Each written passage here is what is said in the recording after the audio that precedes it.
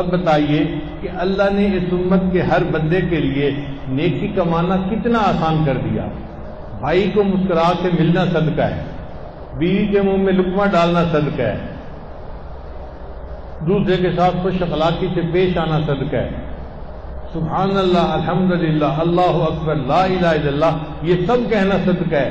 اس کا مطلب یہ کہ ہم اگر چاہیں ہم اتنا صدقہ کر سکتے ہیں کہ ہم اپنے نام اعمال کو نیکیوں سے بھر سکتے ہیں۔ اللہ تعالیٰ ہمیں اس کی توفیق عطا فرمائے۔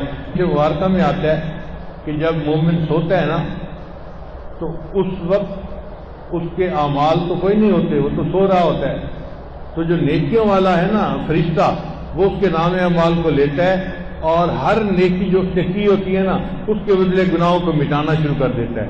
جس نے یہ نیکی کی، یہ گناہ کو مٹاؤ، یہ نیکی، یہ گناہ کو۔ جتنی دیر مومن سویا رہتا ہے اتنی دیر وہ اس کے گناہوں کو مٹاتا رہتا ہے۔